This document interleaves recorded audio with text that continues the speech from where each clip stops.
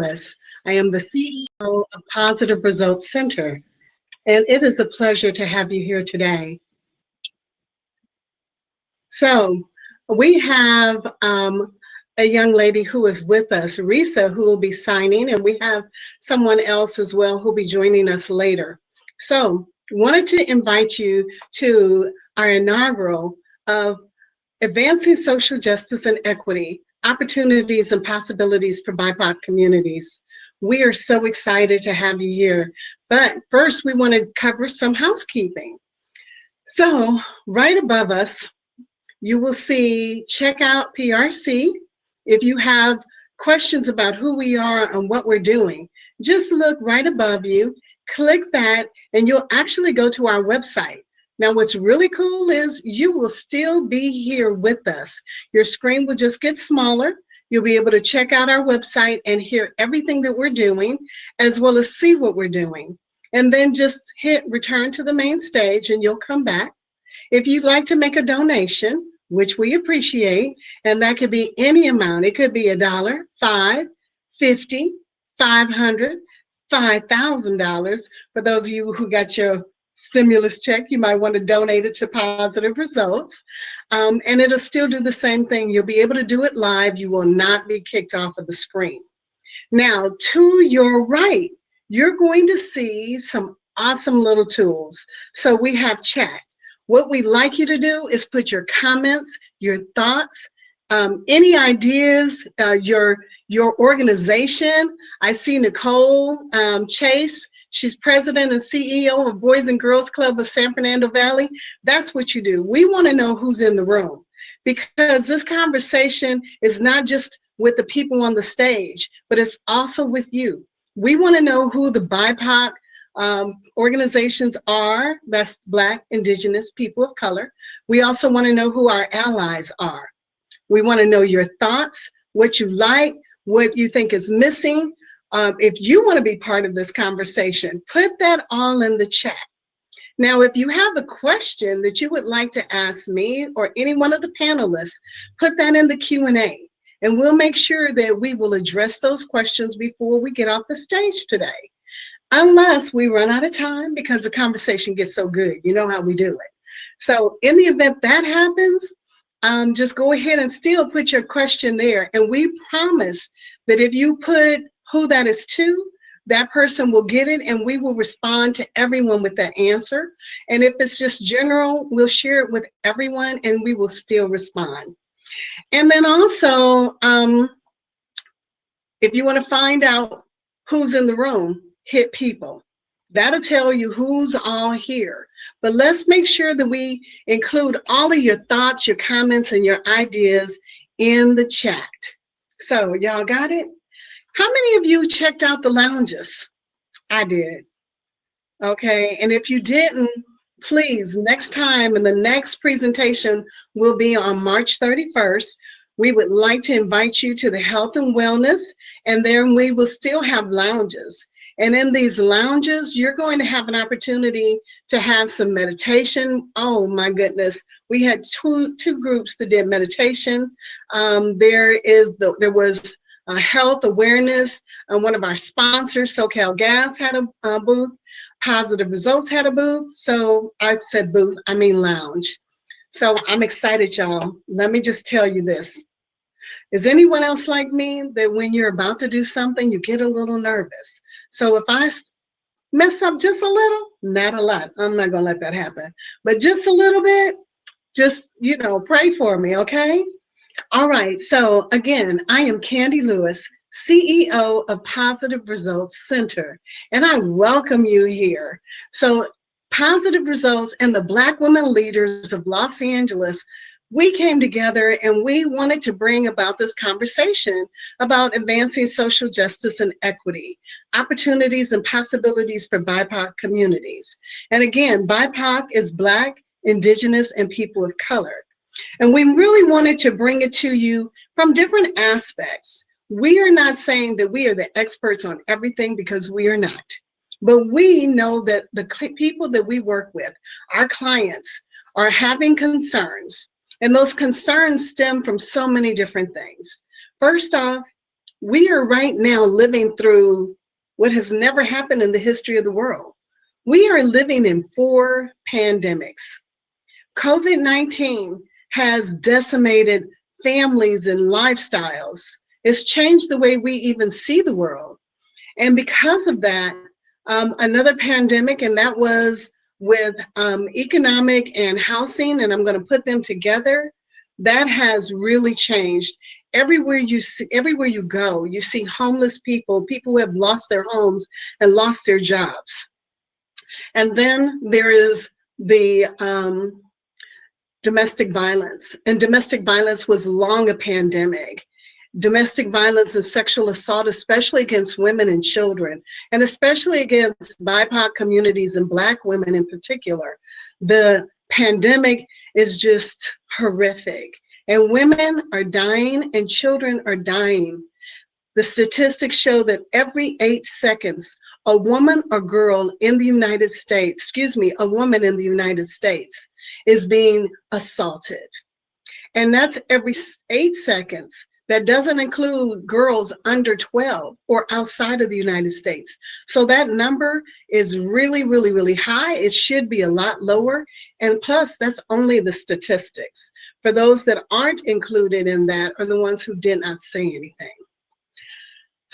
Okay, so what we're doing, we're advancing this conversation, and we're going to do that by bringing in 3 different groups of people.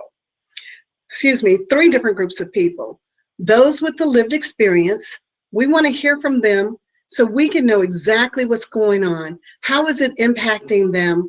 What's missing? What's working? And what's the gaps? And then also we want to bring in those organizations that are doing boots on the ground work. So let me just tell you, I got a great email yesterday, and that person said, well, you don't know who's doing the work. And Los Angeles is so huge. There are so many people that are doing the work. That is why it's important that you put your organization in the chat, because we want to celebrate and highlight you. We only know what we know. And that's why we're having this conversation. So we could bring up what we don't know. And we could collectively work together to make sure that there is impact and positive impact, and we can advance the conversation.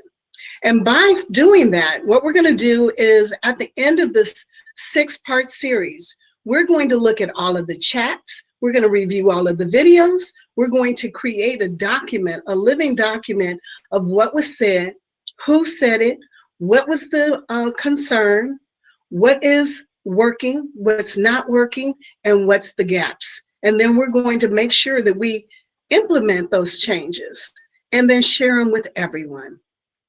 And so I'm excited. I want to take another moment and thank the sponsors, because if it were not for you, we would not be having this conversation, especially in this manner.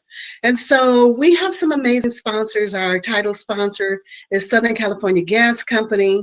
We also have LA Care and Kaiser Permanente, the Vermont Slauson Economic Development Corporation, Liberty Hill, and also Los Angeles Business Journal, Sweet Life, Forgiving for Living, the Neighborhood Housing Services, the Kinsey Collection, and that's Bernard and Shirley Kinsey, and of course the Black Women Leaders.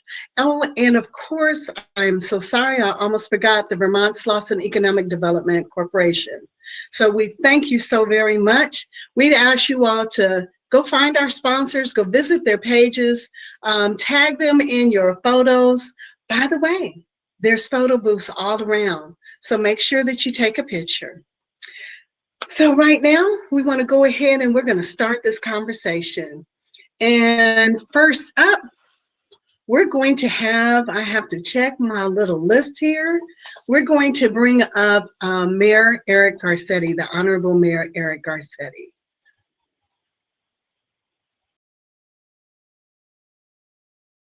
Welcome you to this series on one of my top priorities, advancing social justice and equity in communities of color. And I want to thank Candy Lewis, the Black Women Leaders of Los Angeles, and the Positive Results Center Your leadership and your incredible work on behalf of women and communities of color across our city is seen and noticed, and it makes a difference.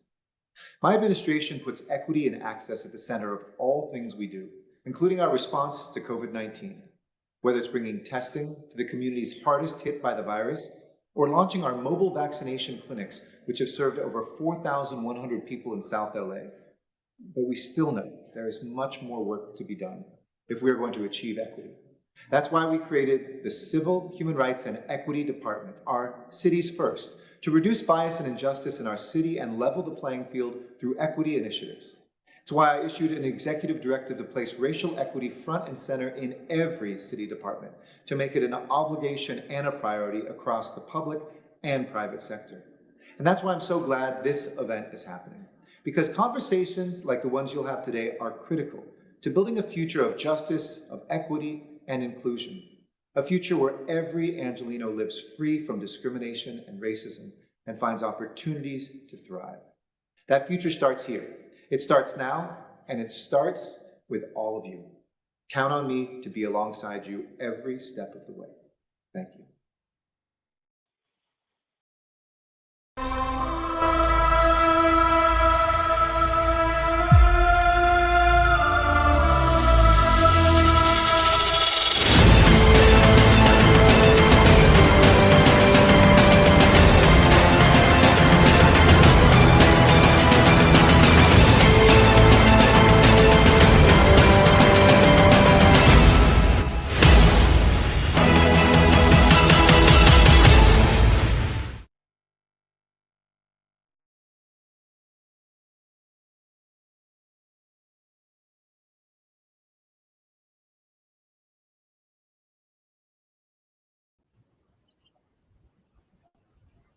Good evening, everyone. It's a pleasure to join you all and to support the Positive Results Center and Black women leaders on behalf of SoCalGas. I'm Denise Campos, Public Affairs Manager. This past year has provided us with one too many opportunities for moments of reflection and introspection about the world that we live in. Today's panelists are thought leaders, community organizers, people who roll up their sleeves and whose actions help us all create a vision towards a better society. I've had the opportunity to work with and connect several of them and admire what they're about. At SoCalGas, we are proud to support today's conversation. Our dedication to a diverse and inclusive workplace has been acknowledged with many awards for our parent company, Sempra Energy, from the Human Rights Campaign Best Places to Work for LGBTQ Equality, the National Organization on Disability, Diversity Inc.'s Top Utility, Black EOE Journal, the Hispanic Network Magazine, Best of the Best list, NAACP, and so many others. However, we all know that there's more work to be done. SoCalGas is actively fulfilling the commitments of the CEO Action for Diversity and Inclusion, a pledge by more than 900 companies worldwide to advance diversity and inclusion in the workplace. And there have been some more welcome changes at SoCalGas. We created an Executive Council on Diversity, Equity, and Inclusion, chaired by our CEO, Scott Drury. We also restructured our Diversity, Equity, and Inclusion Department, led by Jeff Walker, our company's first diversity officer. We focused more on our company's efforts in the Black community, on gender equality, closing the digital divide, and supporting the economic stability of our communities. As we laid out an equity action plan to deliver positive and sustained changes in these areas, I'm proud to say that I work for a company that is committed to giving back to the communities that we serve, not just through philanthropic giving, but also through business contracts.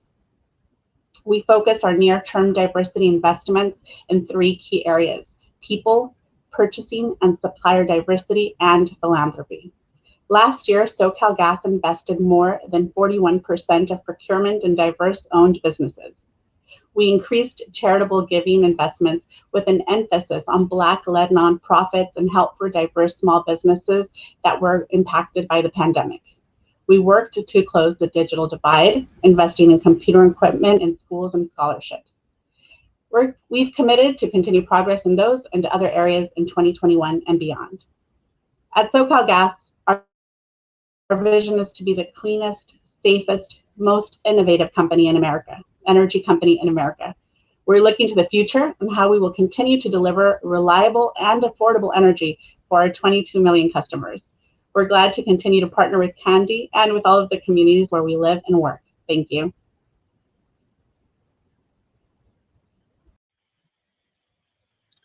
Thank you so very much, Denise. It is such a pleasure to continue to partner with you. SoCalGas has been a great partner to us for many years, and we are very thankful.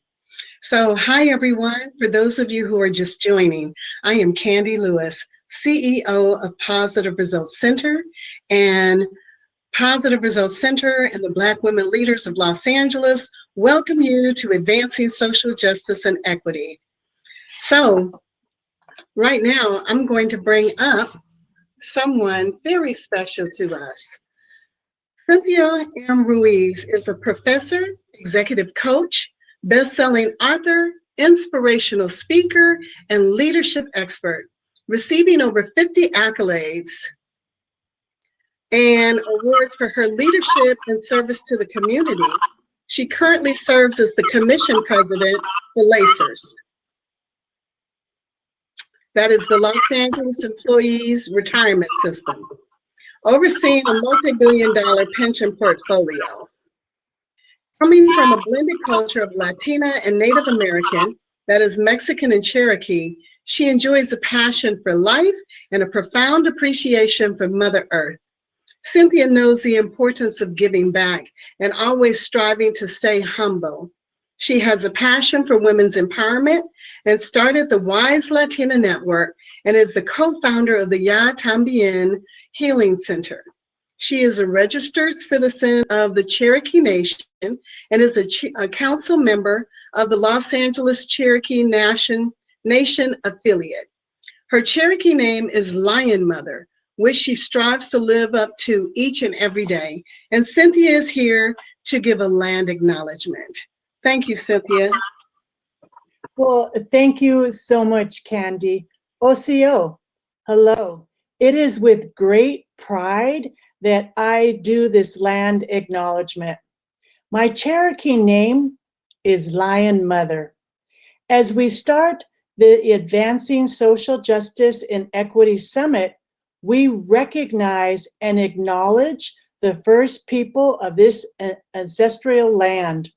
With respect to their elders, past, present, and future generations, we recognize the Tongva people who are still here and honor with gratitude the land itself and those who have cared for the land throughout the generations. We honor and respect the many indigenous people that are still connected with this land on which we gather. And we commit to be of service and align with these values. We honor Mother Earth, we honor our ancestors, and we honor all living beings. We ask that everyone who participates in this event comes with an open heart and an open mind. May they be blessed by the ancestors. Creator, we ask that you bless Candy Lewis and her team. Candy is the leader that brings us all together today, and we know that her heart is pure and her intentions are good.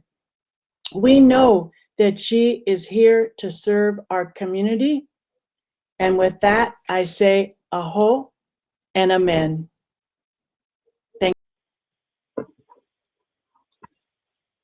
Thank you so very much, Cynthia. We are honored to have you. And thank you so very much. It is important that we acknowledge the land that we stand on, as well as our ancestors and Mother Earth. We are humbled and we appreciate you.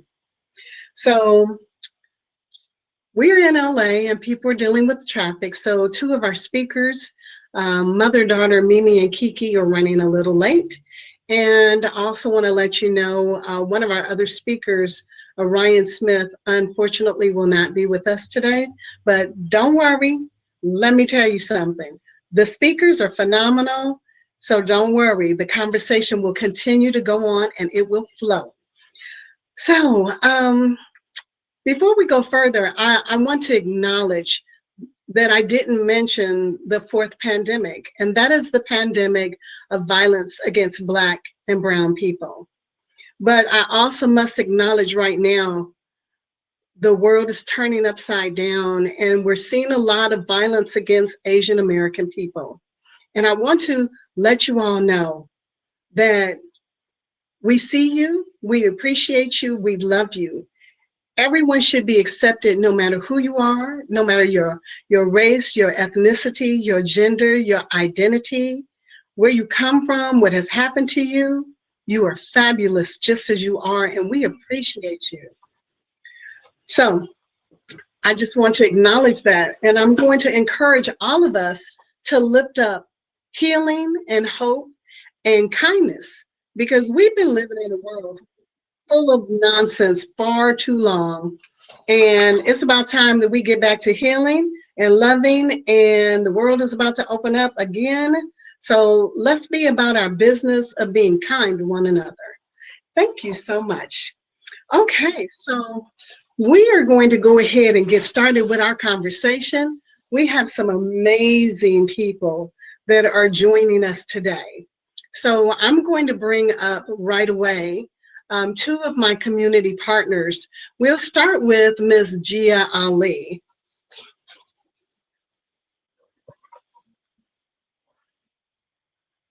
And so Gia Ali is not only an educator and a professional and a dynamic person, she is also our grant manager. She is our fiscal agent, or excuse me, our responsible for all of our money. And she is also our program leader for several of our programs, including our Youth Leadership Academy. So welcome, Gia. And why don't you take a moment and just share with everyone who you are, or any words you like. Good evening. I am happy to be here. My name is Gia Ali. I currently serve as a counselor at the #1 charter school in California, serving predominantly Black and Brown students. I also maintain a role as a facilitator and grant manager, as you said, with PRC, serving primarily Black and Brown community members and youth in non-traditional learning environments. Lastly, I support organizations and schools administratively in identifying and meeting their goals to continue to serve target communities effectively and efficiently. I'm so happy to be here to have this conversation with you all. Thank you very much, Gia. Next, I'd like to bring up Miss Naomi Mcswain. Miss Naomi Mcswain is the CEO of the Al Wooten Jr. Center. She's going to tell you all about her. She does amazing work in the community. She runs several after-school programs. She works with girls and boys, and she's just phenomenal. And I'm glad to partner with her. And she is also one of the Black women leaders of Los Angeles. Welcome, Naomi. Thank you, Candy. Thanks for having me. I'm glad to see everyone here to have this conversation. This is where it starts. Those of us who do program development know that it starts with the conversation. And so thanks for having it. So my name is Naomi Mcswain. I'm CEO, Executive Director of the Al Wooten Jr. Youth Center.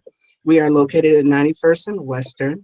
We were founded in 1990 by my aunt in honor of my cousin, Al Wooten, who was killed in a drive-by shooting right off of Adams and Crenshaw in 1989. She didn't want to, being the woman of faith that she was, did not want to retaliate and said, we're going to find something else. So we met for about 3 months in her living room, and the result was the ideal to have a youth center with the thought that the young man that killed my cousin would not have been out there about 4 p.m. if he had been somewhere at a youth center. I grew up attending a youth center. They helped me actually get out of gangs and drugs and truancy and all of that. when I was a teenager, anti-self-destruction, if anybody knows that program. So I was a huge advocate, knowing that how it changed my life. And I had a teacher once that told me that the best I could do was go to Trade Tech. Trade Tech is a great school, even better today. But my counselor said, no, you're going to university. And as a result, I have a bachelor's in journalism. I have a master's in intercultural studies and children at risk because somebody believed in me. So that's actually something I want to point out later, because making those changes really starts with us. We have to have high expectations for our kids. We have to stop accepting mediocrity and to advocate for it, to plan for it, and that's how we change things. So thank you for having me. You're welcome. So, okay, we're in this virtual world, and I'm going to make a quick change. So Mimi and Kiki are here, and I'd really like to talk to them for just a second. So I'm going to ask Gia and Naomi to go on back to the green room, and let's bring up Mimi and Kiki. Thank you so much. Miss Candy? Yes, ma'am. Hi. Okay. Hi, We're Mimi and here. Kiki. How are you? How you doing? I'm We're so good. good. Thank you so I'm much glad for we being can make here. it. I'm glad you are too. So Yeah. I'm glad you got home safely. Are you there? Thank you. Okay, Yes, good. we're here. Okay, good. So everyone, this is Mimi and Kiki. They are mother-daughter, and they live in Los Angeles. They came to Positive Results Center as a referral from one of our other partner agencies, asking us for some help. Like every mother and daughter, you sometimes have a little tendency to be, I don't know what, a little upset with each other every now and then, have a little attitude. And so they came to us for some counseling, and we have been working with them for over a year now, a little over a year. And then Kiki joined us for our Youth Leadership Academy. And then, of course, COVID hit like what, a month later. And so really want to talk to you, Kiki, first about your experiences as a youth staying at home in COVID. So, and also let me just say this, Mimi, the mom, is a first responder, so she had to go to work, and Kiki was at home every day. Kiki, can you take a few minutes and tell us about your experiences, please? Yeah, so going when the pandemic first started, we thought it was gonna be like, oh, we on vacation for 2 weeks. 2 weeks went by, we like, oh, we got it. Went to break for a month. That's cool. And then it started getting depressing after the first, good 5 weeks. We started missing friends. People stopped being close with each other. I started not going to class because I wasn't motivated. I was in my bed. I became addicted to TikTok. Still am addicted to TikTok.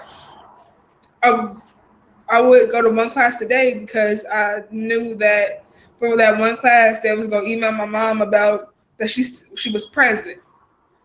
So other than math, I stayed. It was depressing. Okay. So you were at home by yourself and you were depressed. Can you tell us what that looked like? Like, what does depression look like for you?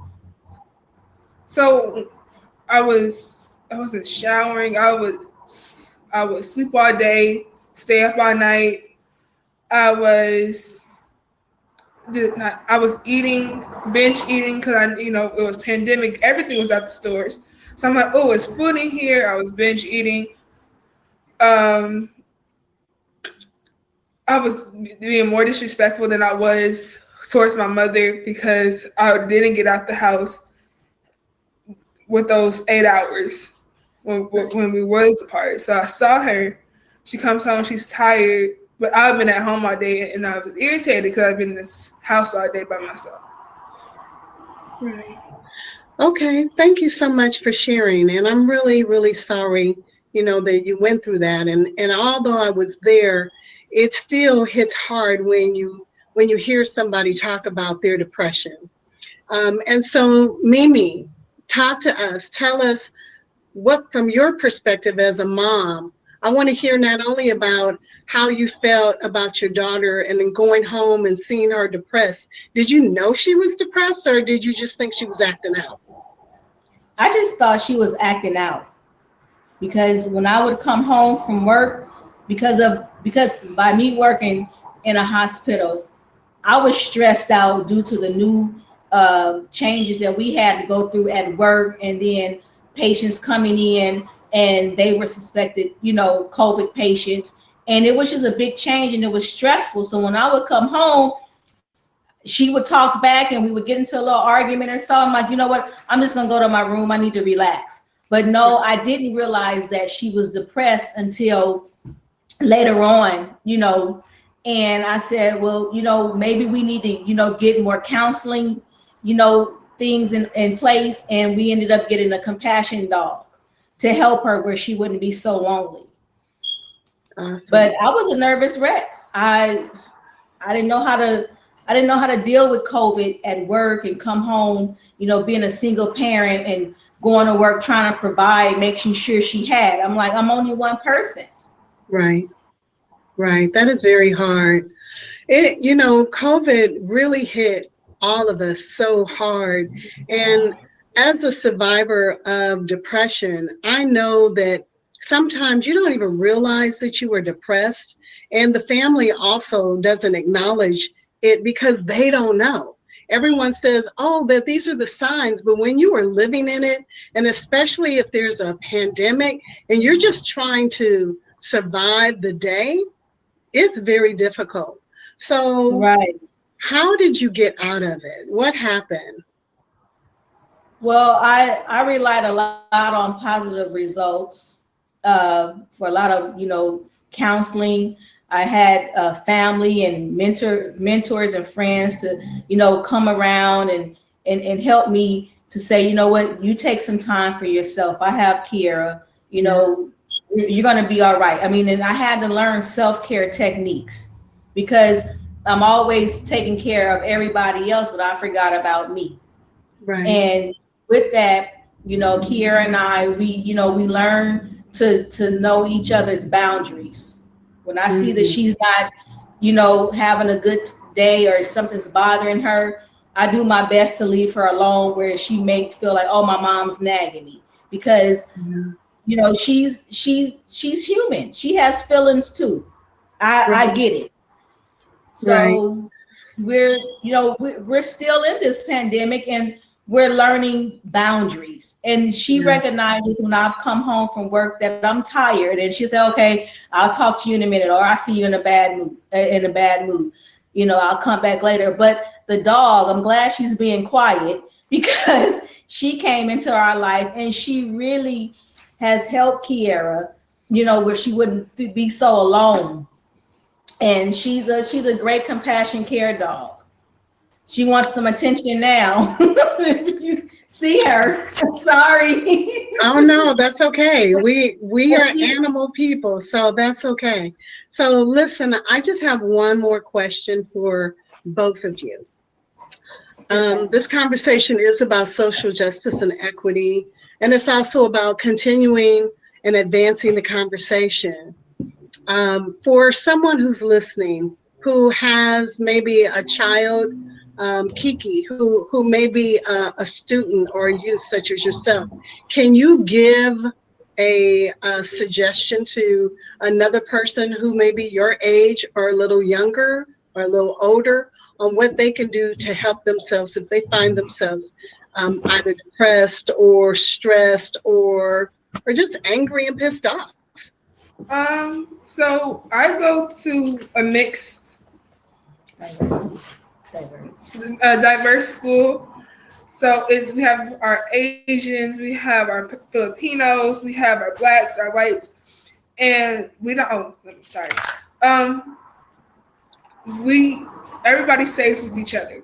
So I feel like a school should have groups where they put different types of cultures in a different group so we could experience or know different facts about certain cultures and groups, if that makes sense. Yeah, absolutely. Some diversity and inclusion workshops so that everyone will have an opportunity to learn about each other's culture and what they like and what they're different, how they're different. Yeah? Right. Okay, cool. Thank you. So now, Mimi, thank you, and both thank you both so much. But Mimi, as a parent, and I love and appreciate that you were very proactive, contacting us, and also reaching out and getting Kiki, the compassion animal, and getting her the support. And you said boundaries. That is really critical. So is there Right. anything else that you would like to lift up to parents as they're working with their kids? Because I've heard from so many parents who said that they were stressed out at home with their kids. And I love that you acknowledge that your baby was also stressed out. So is there anything that you'd like to lift up? I would just like to say that it takes a village. It's a community that helped me. So if you have parents, if you have friends, coworkers, pastors or evangelists, someone that's willing to listen to you or listen to your child and what you're going through, that's my recommendation, because it helped me. And there's many times where I was just stressed out. I didn't know what was happening. The pandemic was new, and my daughter was depressed, and it started to make me depressed. It really did. And some days I come home and I'm just like, well, what did I do wrong? Where did I go wrong? And I just know that we're human, and I just feel that parents, listen to your children. Listen, I mean, and I have to practice what I preach. It's not just me being on screen today talking, but it's seriously, my daughter may think that, oh, my mama fuss a lot at me and she don't listen to me. But when I'm still away at my own, on my own, I think about us, because, she's 16. She only have 2 more years. I want her to get the best and understand where I'm coming from. So Positive Results has helped me in what I need to do to help raise. And it's a family, it's a community, what it speaks for. Yes. Well, thank you so very much. I really want to just lift you both up and say thank you. We will continue to work with you and keep you in prayer. I love to just go ahead and invite you to go back into the green room. And while you're there and back in the main room, check out these amazing comments. People are loving you. They appreciate you. They respect you. And I truly am thankful for you. So thank you. Thank you so much. You're welcome. And so while we bring up Gia and Naomi, I would again encourage everyone to remember to put your company information, your thoughts, your ideas, what you think would be a good topic of conversation, as well as any ideas or suggestions for other speakers, or even what you think is missing from the conversation. Please put that in the comment section, in the chat. If you have questions for any one of the participants, please remember to add it to the Q&A and we will lift it up. We have someone that is monitoring that. So Gia and Naomi, thank you so very much. First off, I am humbled to be here with you two. You're both brilliant, intelligent women, and I respect and appreciate you for that. So what I'd like to know is, before we even go into any other questions, give me some thoughts and some feedback on what you just heard, and how does that relate to the work that you're currently doing in both your organizations, Gia for the school, as well as PRC and the Leadership Academy, and Naomi, all of your great programs. You can go, Gia. So I am a credentialed counselor, and I support 600, around 300, because it's a team of 2 of us. It's a team of 3, but we are all overworked and underpaid. And so anyways, we are supporting our students socially, emotionally in recovering from not being able to support, to have social emotional connection with their peers, with teachers, with anyone other than who is in their home. And a lot of the times we forget that sometimes school is an escape for kids. And so they're going to school to escape abuse. They're going to school to get meals. They're going to school to for safety. And so to not have that for an entire year has been damaging for students. And so this year has really been tough for people like me who have been working to support kids socially, emotionally, in that it's really difficult because we can't touch them. We can't be in the homes to make them come to therapy. We can't make them come to they're not coming to classes. So it's very difficult to make them come to something that's in an extra step. So it's really a difficult time right now for youth, for service providers, for educators, but we're making do. And parents are in the same boat as us as far as wanting the support. And so we are supporting those that are reaching out. Thank you, I completely agree with Gia. She reminded me of one of our parents called and she wanted help with food. And so we have an application that we have the parents fill out so they can access a fund that we set up for COVID relief. And so one of the questions we asked is, how did this need come about? And she said, well, my kids, they normally eat breakfast and lunch at school. And so I've never had to worry about that expense. And now that, both of them are at home, I am losing my job and I just don't have it, and so we were able, to help her with food and give her some referrals, for the long term. But, there's just so many things. Top of the list is the depression and the suicide rate.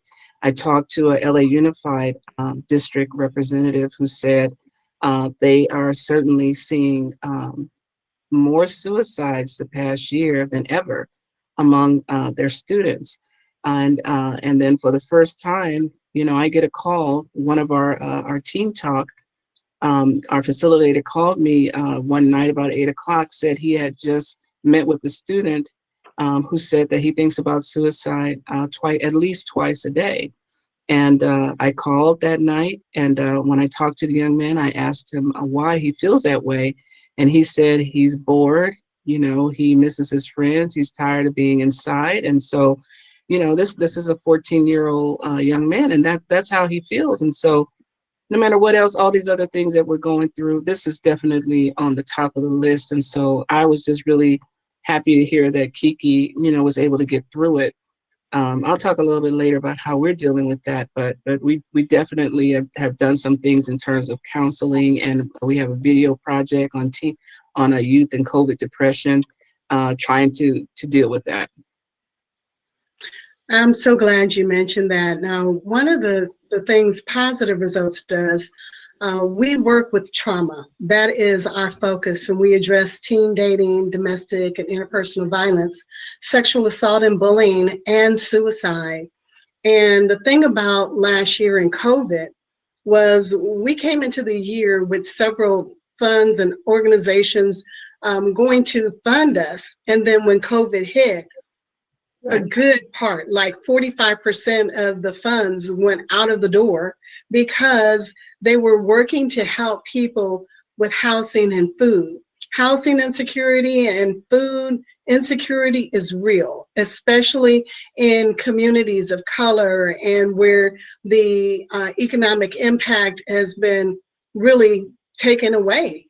And so what we know for a fact is that when you were starting to think about those things, what other people didn't realize is that trauma is real. And we continue to do the work. And what was heartbreaking was I personally counseled 25 kids from middle and high school from April through the end of July that were talking about committing suicide. Their parents were calling us, they were calling us, they were texting us. And luckily, the community started to realize that trauma is real, and trauma from babies on up to seniors is real. And so I want to, one of the first things for all of the funders, the sponsors, the organizations that are thinking about what can you do, how can you help, fund an organization who is doing work around trauma, because our kids, our families desperately need the help and the support. And so let me just go right into these questions. Naomi, one of the questions that you had given me was, let me just pull this up again, my apologies. What are some of the major challenges South LA area youth are facing as a result of this pandemic? And I think you and Gia both have already talked about some of them, the food inequity and not being able to feed your children and going to school to find food, as well as the depression. Anything else, Naomi? Yeah, of course, there's a lot, but I do have a short list. So the depression and the suicide is definitely number one. One thing I want to add to that, one of the symptoms of depression and a person who is suicidal is feelings of hopelessness. And I think we've all felt that. It seemed like there's no end to this pandemic. We still don't know when it's going to be over. And then you had all the racial unrest that was going on. The world was crazy. The election was crazy. And so that feeling of hopelessness. And so if we felt that, imagine what our kids were feeling, especially when they just didn't see any end in sight. And so that feeling of hopelessness and that the pandemic brings is certainly one of those things. In addition to that, we've all heard the term learning losses. And that's a frightful thing right now, because we really need to look ahead with that. You know, what's going to happen when our kids do return to school. We're already having parents coming to us saying, they're saying that my child is not going to go to the next grade. We helped some kids graduate last year, because they had not been logging on to their classes and they were behind in their assignments. And not all kids are in LAUSD, so not all kids were being allowed to pass.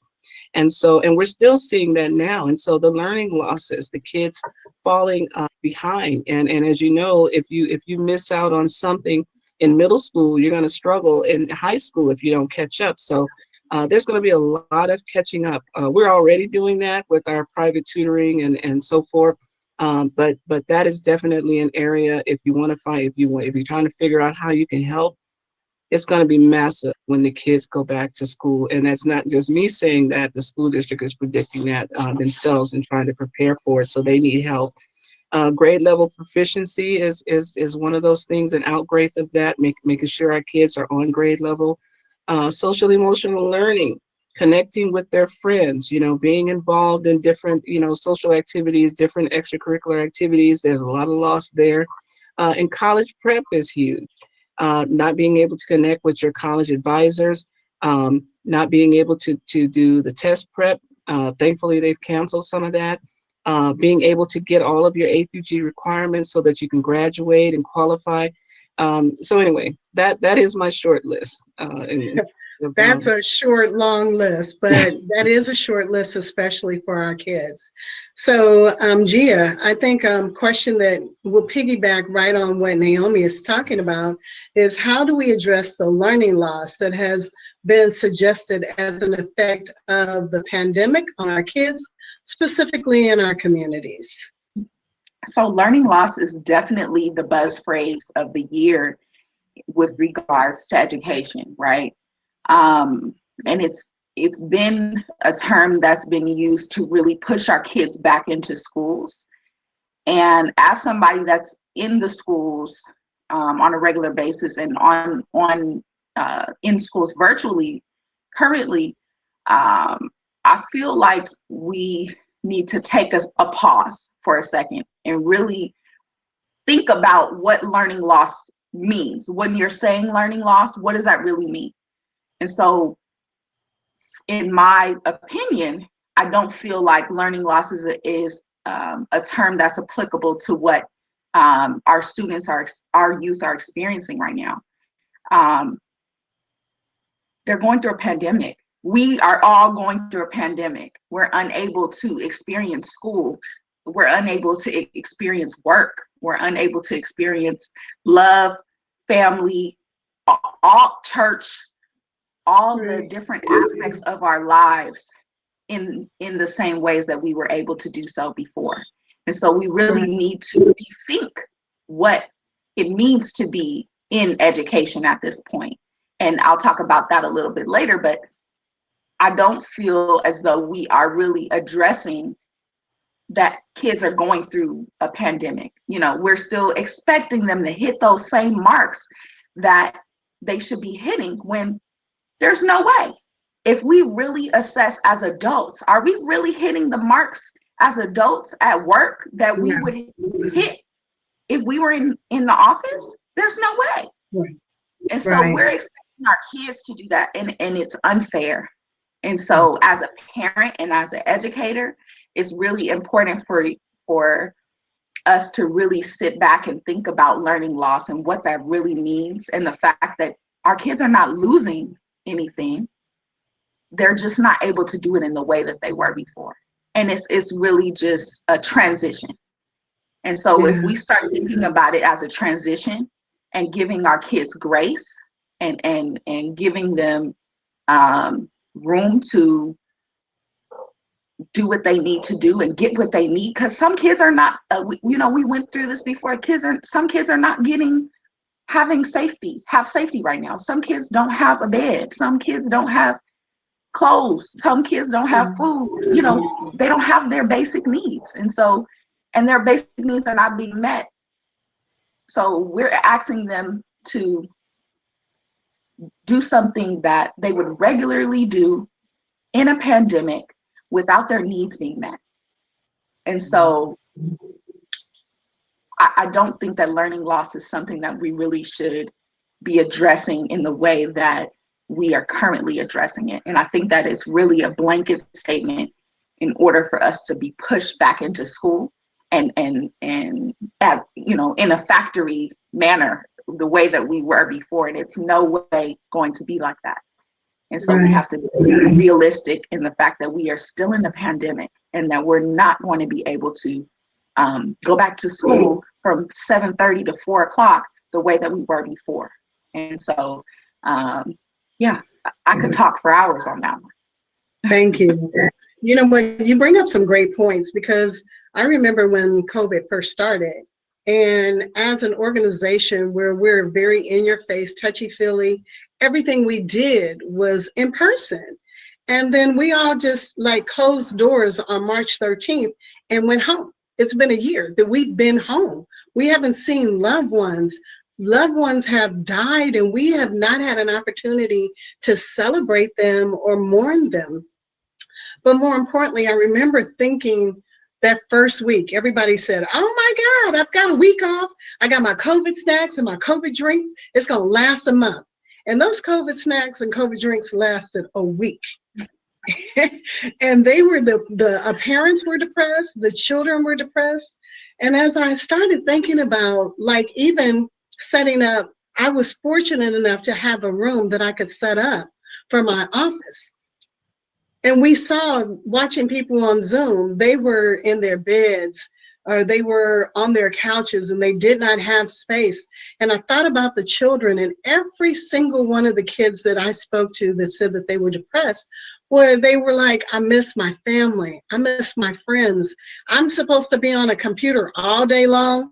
My mom, my dad tell me I got to do it, but they will turn their camera off. And the kids aren't allowed to turn their camera off.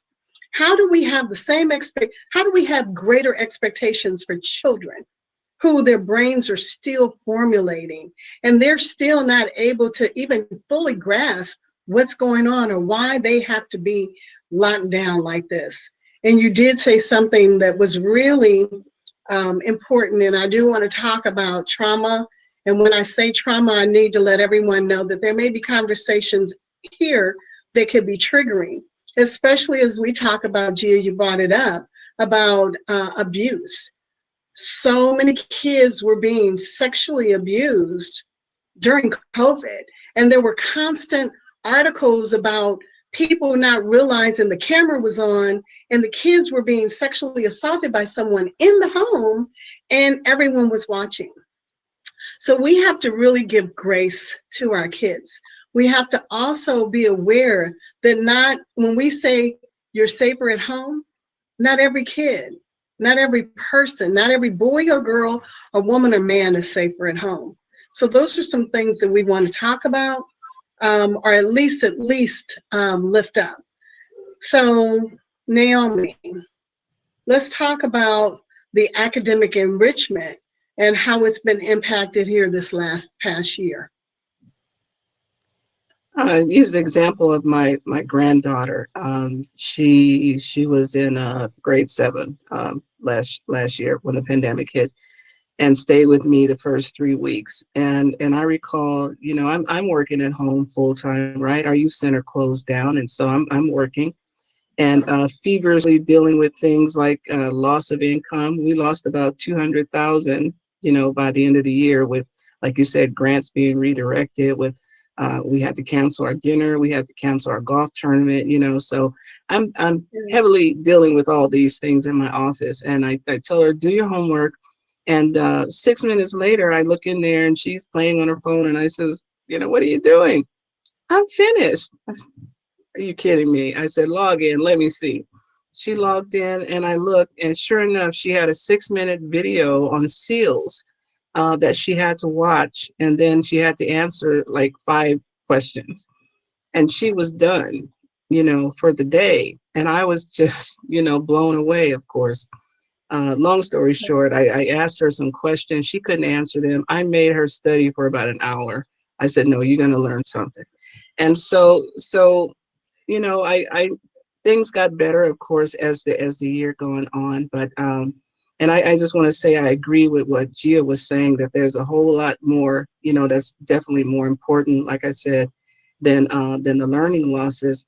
But it is a critical issue for those students whose teachers are not giving them grace and whose schools are not giving them grace. And like I said, I'm talking to parents, calling and saying, they said my child is not going to pass. My son is not going to graduate. Oh my God, what are we going to do? And so we're hustling, getting them into private tutoring, trying to help them finish. But that last young man, it was 16 assignments that he needed done. And so that is an issue. The academic enrichment has definitely been impacted by the pandemic in different ways. I think a big one is not having, you know, a teacher or someone to be able to explain. You know, I've done a lot of homework, you know, assistance, and a lot of times the kid doesn't even know how to read the instructions. And sometimes if they know how to read the instructions, they don't understand it. And so, you know, like we say, reading comprehension. And so you need somebody to help explain to you what exactly you need to do. So what happens if you don't have that? Right. And so, so that's, again, you know, as we know, those social emotional is the biggest thing, but academic enrichment, there's still, you know, I could go on and on, but we don't have a whole lot of time. No. Thank you so much. And, you know, we have to have that conversation as well about kids not knowing how to read. I just saw an article about a mom I believe it was in Louisiana, whose child went from the 9th grade to 12th grade, and she thought he was about to graduate. And I'm sorry? Gia? I think I have to, I read the same article. I have to research where it was too. And so she was so surprised because she knew that he was having problems, but they kept passing him on. And he got to the 12th grade, and that's when they said, oh, he's not about to graduate. We're going to put him back in the 9th grade. So Gia, goodness, that as a parent, first off, that's disheartening and it's hurtful, but it also is incumbent upon us as parents to advocate for our kids. And we're going to be talking about that more.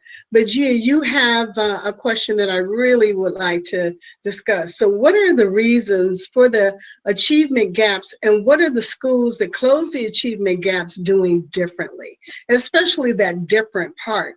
And since you're at a school that is, what did you say, #1 in the country or the state? #1 in California.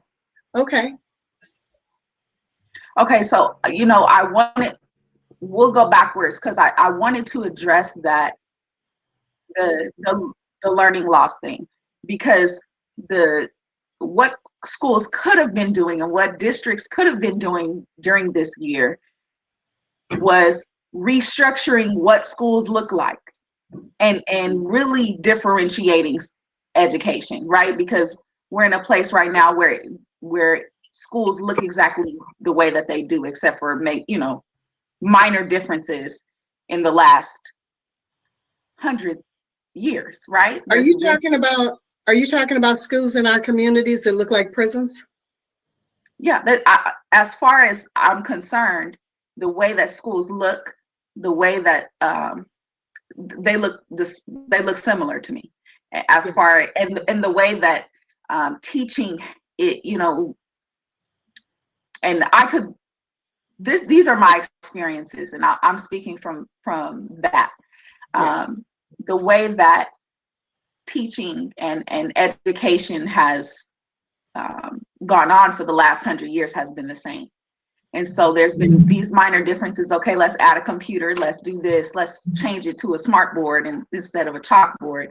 But as far as major changes, there have been people who have done innovative things, but those things have not been adopted and adapted by school districts. Those things are taken in by Montessori schools and private schools and not school districts. So my thoughts are that this school year could have been an opportunity to truly differentiate education, support kids who need that individualized curriculum, those types of things. So I will address that. So reasons for achievement gap, right?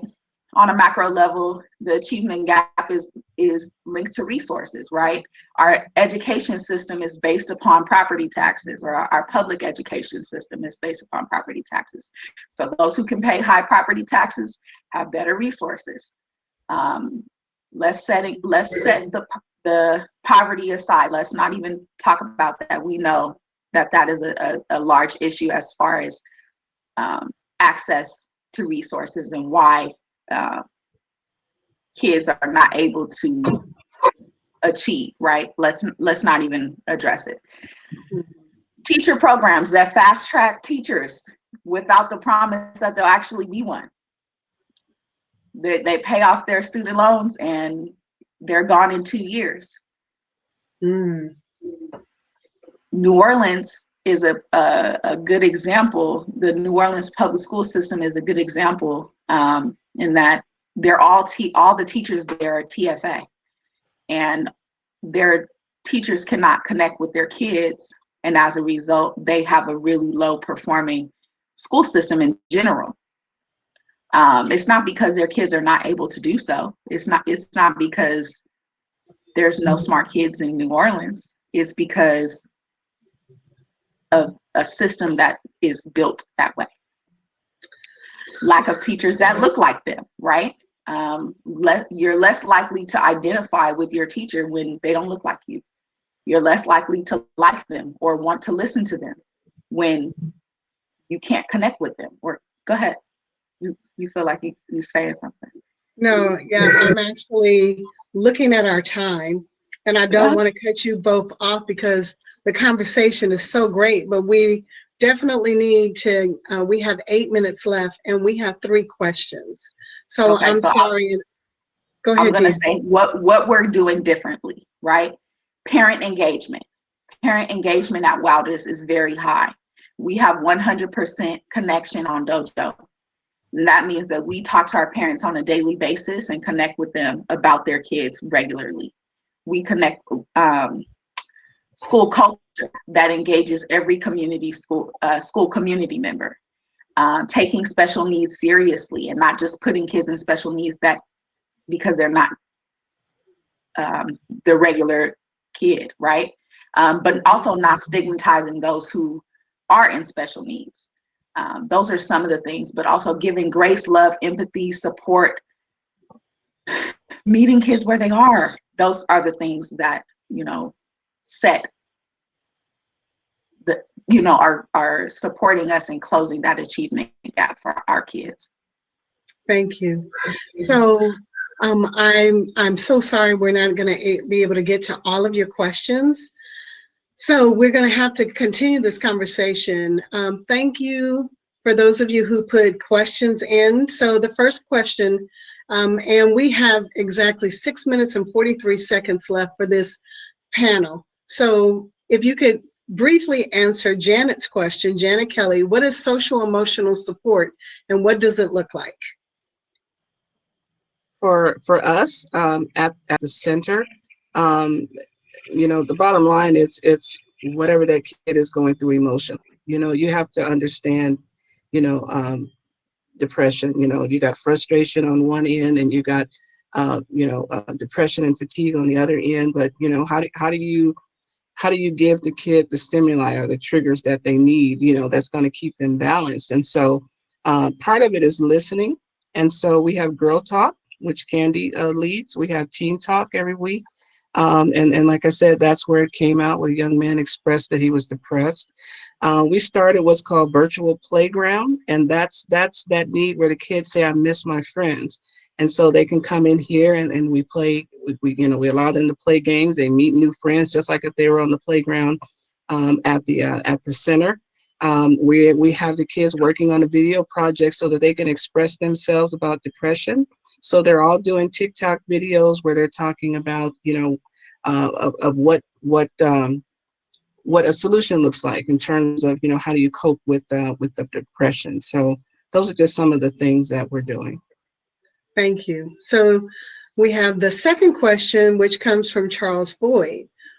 What are the current and future implications and opportunities for parents that are eager to explore homeschooling for elementary and school-age children? You want to answer, Gia? Yes. I think that it's important to recognize that, yes, there were kids that struggled. There are a lot of kids who struggled during this pandemic, but there are a lot of kids who did the dang thing on virtual. I have a lot of kids that were struggling in school that did it really well virtually. And so homeschooling and virtual, those options are definitely things to consider in the future. And I think that some things that you need to figure out are, how are you going to socialize? How is your kid going to socialize? Because the other piece of education and the other purpose of education is socialization. And where are you getting the resources to homeschool your child? Those two would be my main concerns. And I think that those are very solvable concerns. So I don't think that that should deter you. Thank you. And this Candy, I'm sorry. Can I close with some solutions? Because I see we've got like 3 minutes left. Yes. Okay. Solutions. All right. So acronym CAUSES, CAUSES. First one, C, collaborate with others, share resources, advocate, attend school board meetings, join up with groups like Speak Up Parents to advocate for our kids. Unite with other stakeholders who don't look like you. S, support organizations and the work that's already being done. E, for educate yourself and others, read, share on Facebook. Standards, have high expectations for our kids. Causes. Thank you. That was fabulous. Gia, do you have any solutions yourself? Absolutely. I think we should start thinking and continue to think about how we are really affecting our kids, and how we can reverse those things, right? The negative ways in which we affect our kids. How do we go about reversing those things? Having discussions, putting them in youth leadership academies, right? Getting them emotional support, putting them in therapy, having discussions with them, connecting with your kids. And so those are some of the ways, if you're from an educational standpoint, hiring people that look like the kids that they're serving. Those would be some higher up resolutions for me. And of course, I'm going to say for everyone, when you're thinking about investing your dollars, even $5 in a monthly investment of 5, 10, 20, 50, 500, 500,000 to a nonprofit organization that is a community-based organization that looks like the community, that lives, works, and worships in the community is a good investment. So you see that button right above us that says donate now? Go ahead and donate to Positive Results. And we only have 1 minute and 36 seconds. There was a question for you, Gia. So why do you think this opportunity has not been taken, the opportunity you were talking about reforming the schools? And that is from Rhonda Carter. Quickly, I think that it has to do with politics and money. And I think that we have to stop letting politics and money affect our kids, because it's clearly disproportionately affecting Black and brown kids in a way that it's not affecting white kids. And so we have to figure out how to get ourselves into politics in a way to truly affect our kids' education and future in that manner. Wow. Well, thank you so very much, Naomi and Gia. You have just been a pleasure. The information is powerful, and we thank you so very much. So next, we're going to have a very brief conversation. It's actually a video from President Parham from Cal State Dominguez Hills. So hold on tight. And right after that, we're going to have a video from Push Out. I'm sure you all have seen Push Out, and so let me just let you know that there will be some triggers in that conversation. But we're ready now for Dr. Parham's video. Thank you.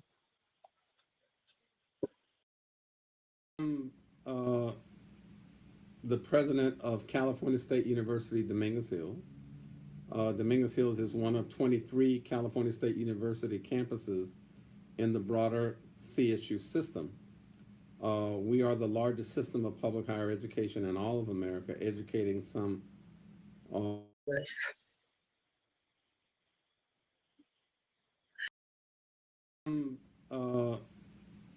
The president of California State University, Dominguez Hills. Dominguez Hills is one of 23 California State University campuses in the broader CSU system.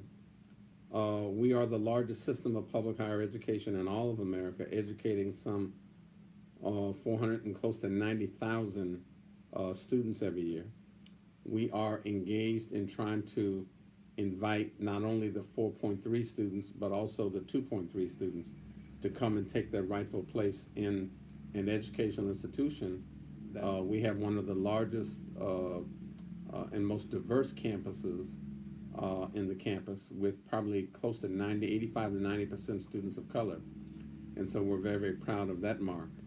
And we're delighted to be partnering with you. The great Algerian psychiatrist Frantz Fanon argued that every generation out of relative obscurity must reach out and seek to fulfill its legacy or betray it. And so anytime we have a chance to look at individuals like yourselves and the organizations that you have represented and look at the legacy that you are not only inheriting but extending, that is something certainly we want to be a part of. It's about empowering people. It's about trying to create a greater sense of justice and equity for folk on the ground. It's about trying to help people develop a greater sense of agency and confidence about being able to navigate these pathways to productivity and success. Pandemic. We are in a kind of tripartite crisis, as I call it, where we're looking at the COVID pandemic. We're looking at the disruptions to the state economy and job loss and the budget reductions that all of us have experienced, and the unemployment that is very pronounced now with businesses closing. We're also looking at a climate of racial unrest and social justice accountability, where people in the communities are tired of seeing the assault on Black bodies and brown bodies that is taking place not just in the community but across the country. And so as you combine all three of those elements, it creates an interesting set of challenges, I think, that each of us have to be able to navigate. Thank you very much, Dr. Parham. As you can see, the conversation is, we're all having this conversation about the different pandemics that we're in. So we're talking about education, and one of the reasons that I really wanted to have this conversation is when we look in communities of color, especially with Black girls, you're seeing so much violence. And so this video that you're about to see is the trailer for Push Out, and we'd like to thank that team for providing this video to us. So we'd like to go ahead and bring up the trailer for Push Out.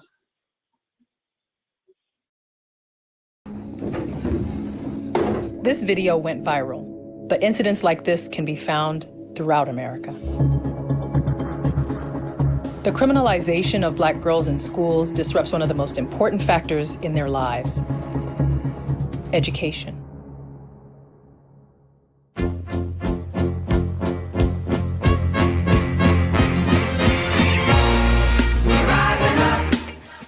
I would like for schools to become locations for healing so that they can become locations for learning. These young women, they are pushing up against racism, sexism, classism, homophobia, xenophobia.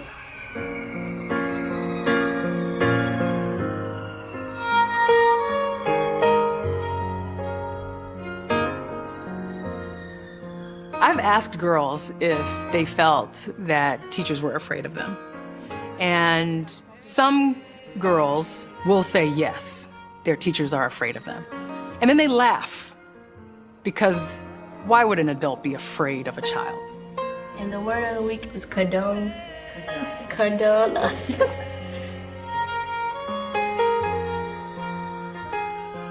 As a nation, talking about the school-to-prison pipeline for Black boys and Latino boys, but absent of that conversation, What we learn, Emma? was how girls of color and Black girls in particular were being impacted. What that then did was send the message that what's happening to girls isn't necessarily a crisis. What's crazy is that there are 300 girls in this school. Good majority of girls here are Black, and they go through a lot. And I know they go through a lot because they're Black. They live in America.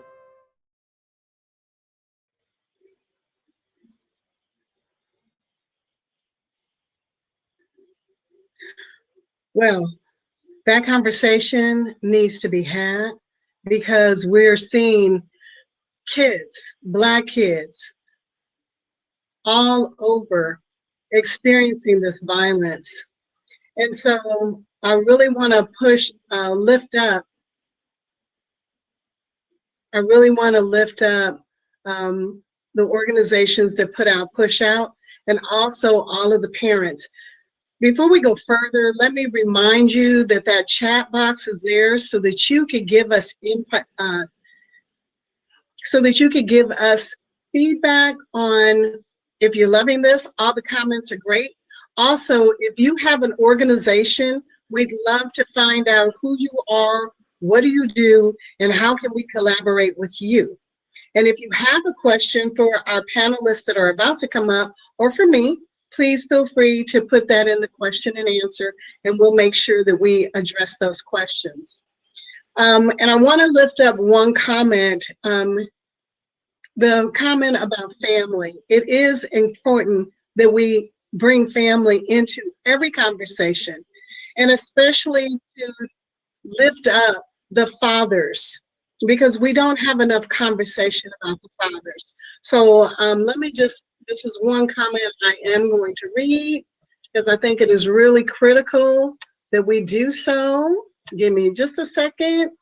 It is coming up here. So this comment is from King Richard. He says, beyond the textbooks and scientific solutions to these many challenges, it would help to look at the traditional composition of families, especially for people of color. The importance of the role of the husband or the father figure in families cannot be undermined or overemphasized. And I want to just say this. It's important that we get back to family.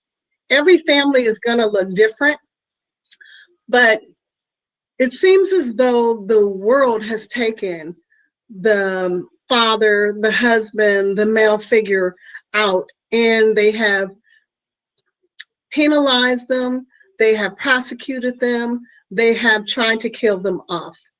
It is important that we lift up and support every member of the family. Every member of the family is important.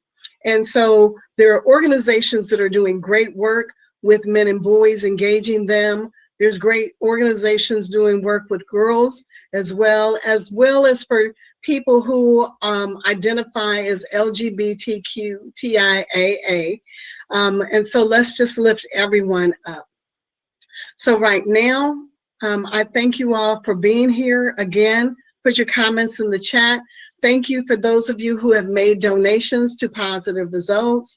And if you want to check us out, please do so. And I'd like to bring up our next guest. So first off, I'd like to bring up Miss Wendy Gladney.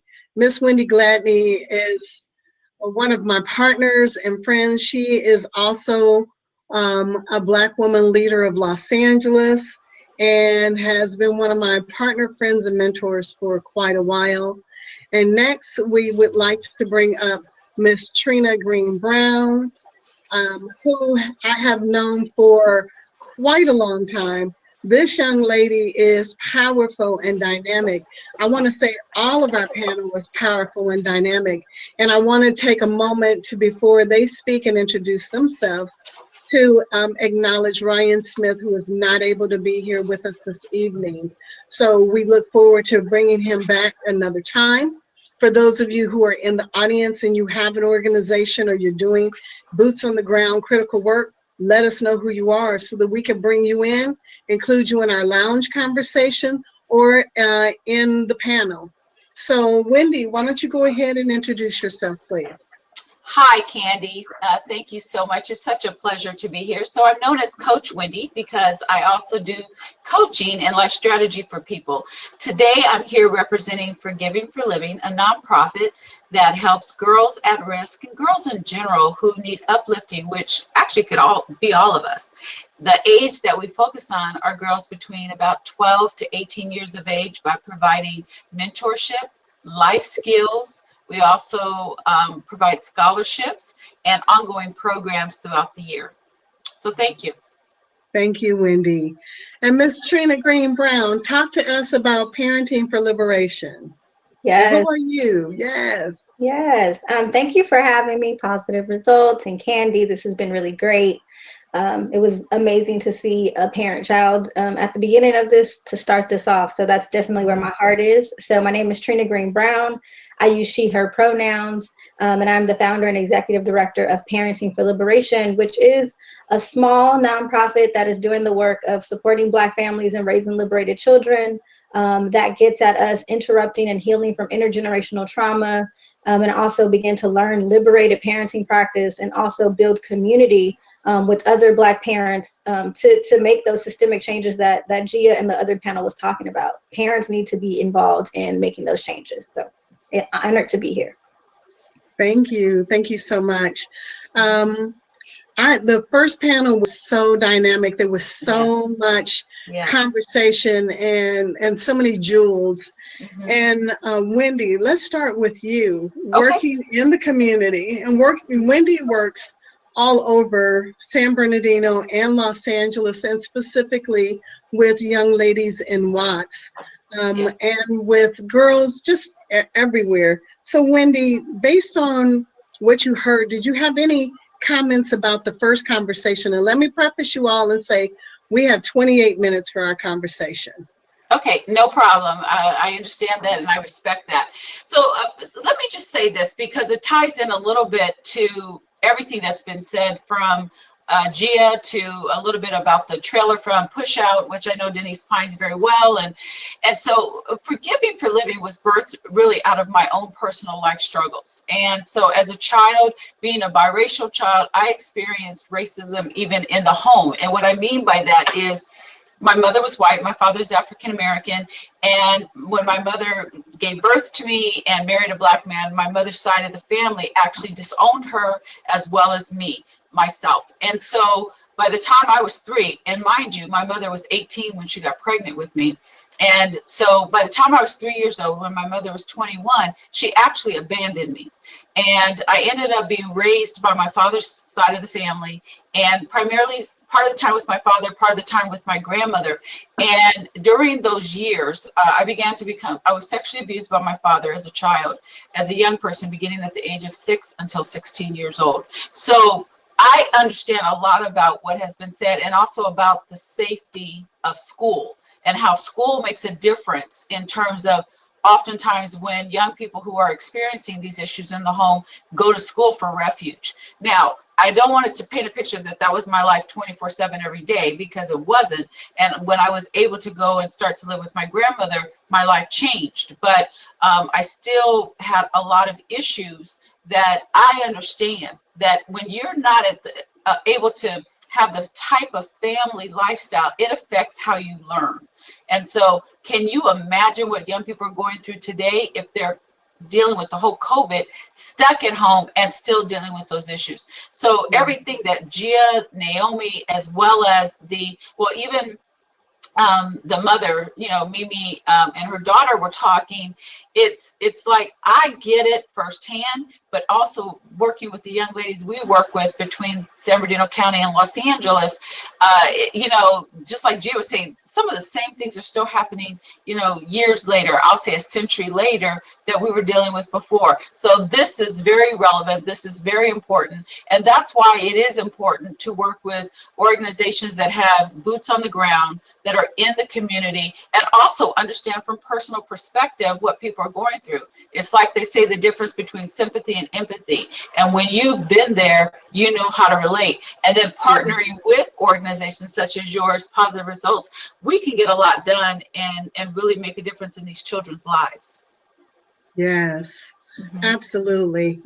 We can make a difference. And that's really the start of this. This is why advancing social justice and equity came about, so that we can make a difference for all of us, because one agency, one person, one family, one community can't do it. Collectively, we can. So again, I'm going to remind everyone, put your organization, your contact information in the chat, and we will follow up. So, Trina, why don't you tell us a little bit about Parenting for Liberation and why now? What is this about? Yeah, thank you. And thank you so much, Wendy, for sharing your story and your experience.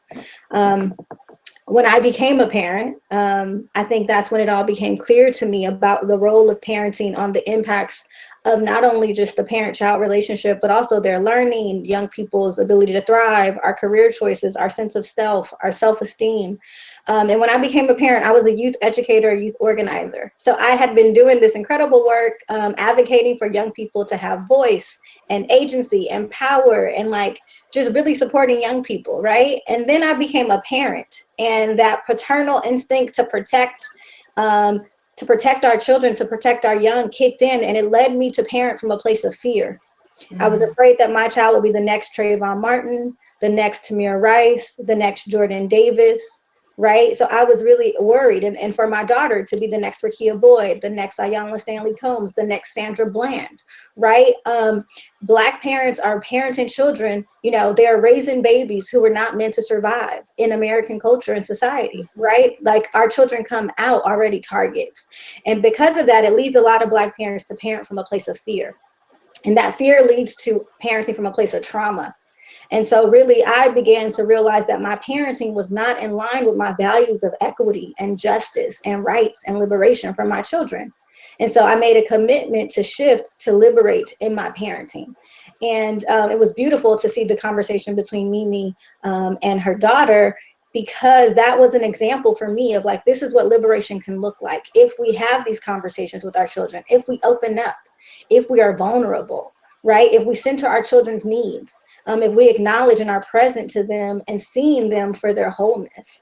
And so that is why Parenting for Liberation, because we began to see, you know, this is as early as Emmett Till, right? His mother having to bury him and put him on display for the whole world to see her son to start the civil rights movement, right? So from back then to now, Black parents are still losing their children, and witnessing that on television.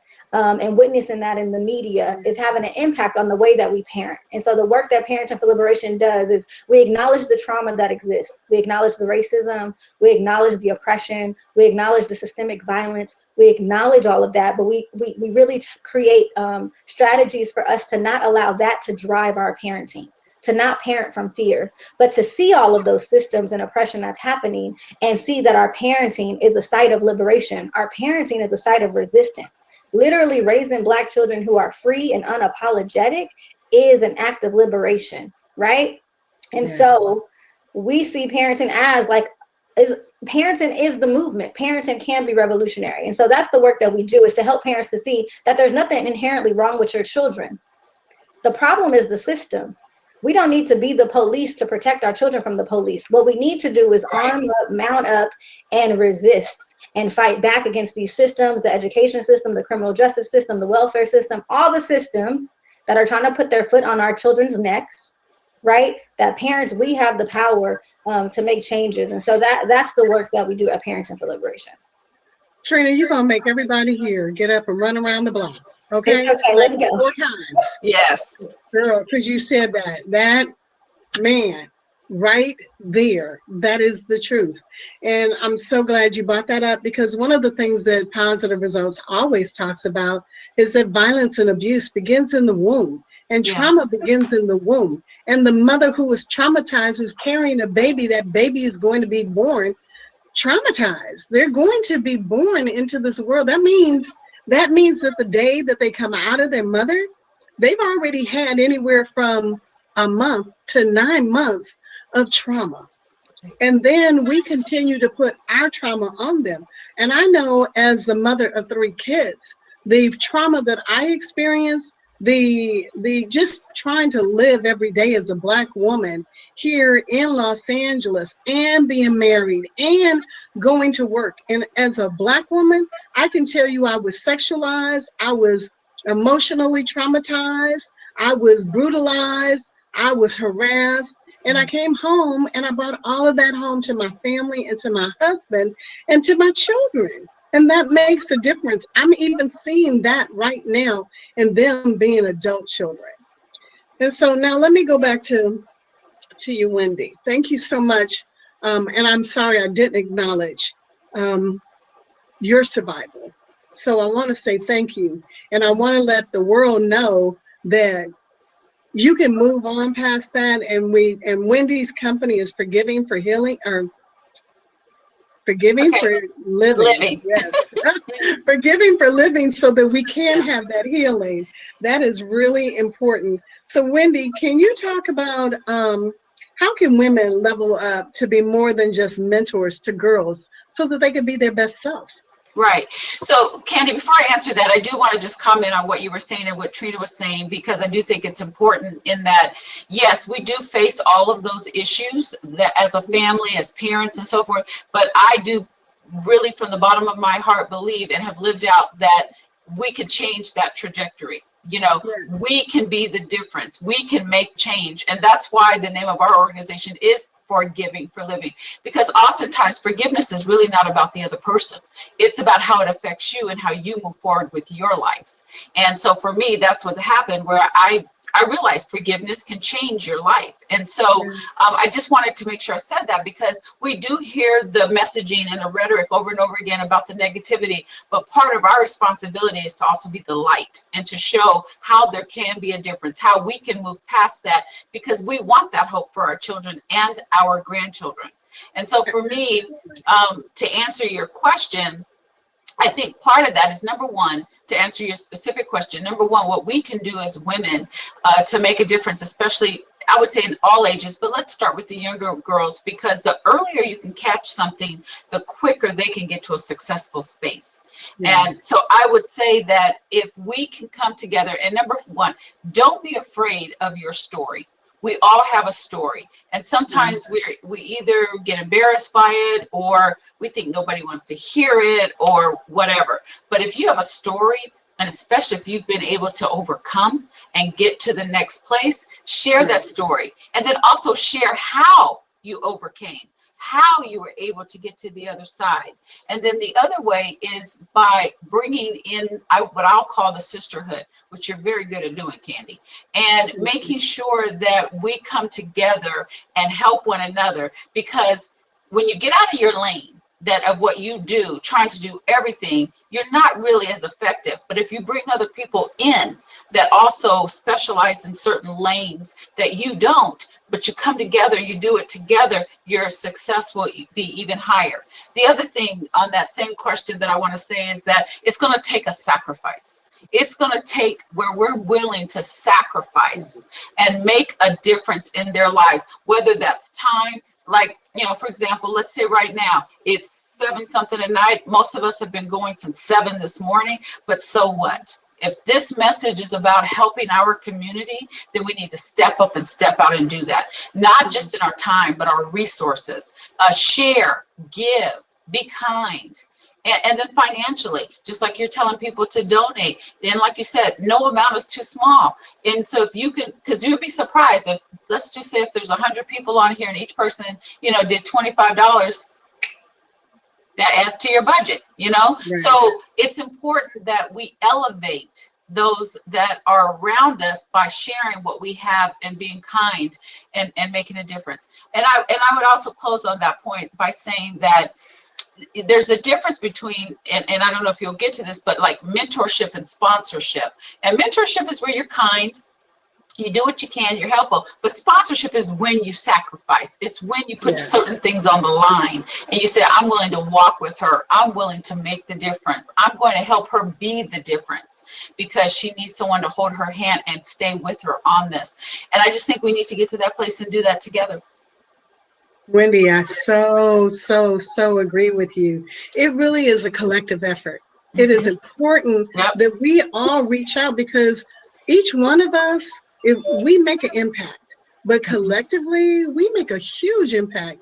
That's one of the reasons why I've been asking people to put your organization in. It's, you know, it kind of boggles my mind, because sometimes people say, well, you never reach out to me, but sometimes you got to make the effort. You've got to be the one who reaches out and asks. And I have to say, not only do I love and appreciate all of the panelists and all of my amazing team, and let's give a big shout out to our ASL interpreters who are doing an amazing job, but I also want to lift up mentorship, because it doesn't matter how old you are. When I first started in this career, the first person I asked to be a mentor is here today, and that was Cynthia Ruiz. And Cynthia said, oh yeah, I'll be a mentor. Your mentor does not have to look like you. They don't have to be a he or a she. It could be a they or a them. They could be young, they could be old. And then Wendy has also been an awesome mentor to me. And Trina, you didn't know it, but you've been a mentor to me as well. Yes, ma'am, absolutely. So listen, our conversation is really, really good. We've got about 14 minutes. I want to ask Trina a question. This I thought was really one of the most important questions. Why is it important for a parent to advocate for their children? Yeah, it's so important. I mean, we're hearing it right now. As Gia and the other panel was discussing, is that there's a lot of pressure on schools, and there's a lot of pressure on parents and on our children, right? And for example, I'll just give myself as an example. When my child was supposed to do, you know, virtual schooling, and they were saying to put him on the computer and put him on his school uniform, and to turn the camera on all the time. I pushed back. I said no. And they also had rules about he couldn't eat. And I was like, it's really early. We're going to have breakfast. It's okay for him to have a snack. You know, so I really pushed back on some of the ways that schools will try to police bodies of our children, right? We just saw what happened. School police are in schools. And now that my child is at home with me, I'm like, you are not going to police and regulate my child in my house, right? But I also was the same parent who would say I would show up to the school. I think it's really important for us to be involved in our children's education. I think when we think about education, what is the purpose of education, right? And I think about how when I reference like Malcolm X and his idea of what the purpose of education was. I'm gonna pull him up because I don't want to misquote the Malcolm, right? And so he says that the purpose of education, especially for Black children, is important in the struggle for our human rights. It is the means to help our children and our people rediscover their identity and thereby increase their self-respect. Education is the passport to the future, for tomorrow belongs to only those who prepare for it today, right? And so when I think about the importance and significance of us as parents advocating, we have power, we have voice, we have agency. So often we get nervous and think like, well, it's a system, they're in charge, it's the principal, they're educated, and we get intimidated. But no, they work for us, right? Educators are community servants. They are funded by governments in some schools, but I really think as educators, as being a part of this community, and that parents have to be a part of the school community. And not only in schools, right? I think parents can advocate for our children in other spaces as well. And I really think it begins with seeing our children as inherently worthy, right? And we really have to check our own adultism. Like, I'm the adult, I'm in charge, I'm the smartest, I'm the oldest, I'm the best. Like just how you just said, Miss Candy, that even someone younger than you can be a mentor, which means that we can learn from our own children, and that we have to be in equitable relationships with our children and see them as inherently worthy of all dignity, of all respect.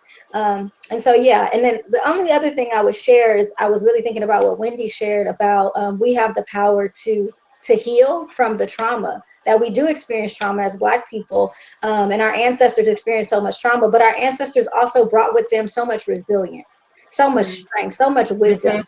And in my journey of trying to be a liberated parent, what I'm doing is actually going back to ancestral ways. I went back to Africa, I went to Ghana, I went to South Africa, and they love their children. They don't whoop their children. Whooping and all that was something that we learned from the slave masters. That's not the way that we raised our children before colonization, before enslavement. And so in my mind, I'm like, I want to go back and learn how to be a parent the way our ancestors did before colonization and before enslavement, because they loved on their babies and lifted up their babies, and their children were sacred. And so I think we have to remember that our children are sacred. Amen. That is so important. Our children are sacred. And as a mother of 3, my kids used to think I was crazy because I've always advocated for my kids. And my belief is when your kids are in school, you better be in school, parent, because this is what I know for a fact. I know this for a fact. If you do not show up for your kids, the teacher is not going to show up for your kid. The school is not going to show up for your kid, because they're simply saying, if you don't care enough, why should we? So the first day of school, I would go to every single teacher from the time they were in elementary school until the time they were in the 12th grade. I went to every teacher. I gave them my name, my number, and said, you ever have a problem, you need to contact me. I was volunteering in the school, and there was always a time that I was there advocating for my children. And we're gonna next in 2 weeks talk about healthcare. Advocate for your children in healthcare as well. So we have about 9 minutes. Wendy. Yes. What is the miseducation that causes achievement gaps for girls today? Well, I would say that's a very packed answer, and I think Gia also discussed some of it and really addressed it. But what I will say is we have to make sure that they know that they belong in the room and that they have something to offer to the world. Even sometimes as adult women that I have an opportunity to do different things with, we sometimes lack the confidence that, you know, we belong in the room and that we have something to offer.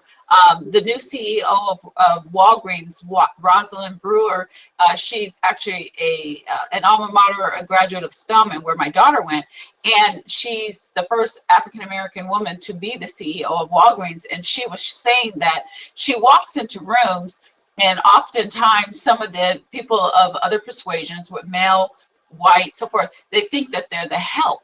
And when I say help, I'm not just talking about those that are in domestic service and so forth, because I honor women and people who do any service. But she was talking about where they think she's the assistant to the person who's coming. You know what I mean? Right. That we're not the one, we're not the leader, we're not the head. And so what I would like to say is that we've got to change the mindsets, which is the education process, to make sure that our girls know and our women know that we belong in the room. And and sometimes we might have even been the architect of the room, but just didn't get the credit, you know. And so I heard someone say the other day, I was a part of another conversation, and I forgot who it was now. So it might even be somebody in this room. But she said that she wasn't waiting to get invited to the house, you know, the building, in order to participate. She was just going to go build her own building. And that way there wouldn't be a ceiling that was going to stop her. And so I just believe that it's so important that we instill in our girls at an early age that they can do anything that they want to do, but also that they belong there, and to speak up, let their voice be heard. Absolutely. I totally agree with you. Everybody is snapping up on that. Yes. Let me just read something. I saw this the other day and I just had to keep it, because I think it is important that we know when we walk in the room that we do belong. And as you said, we're the architect. And I love this quote. Ursula Burns, who is the Xerox chairman and CEO, she says, "I didn't learn to be quiet when I had an opinion. The reason they knew who I was is because I told them." You got to speak up and let people know who you are. There is no shame. People want to say, oh, you think you bold, you think you're this, or you think you're that.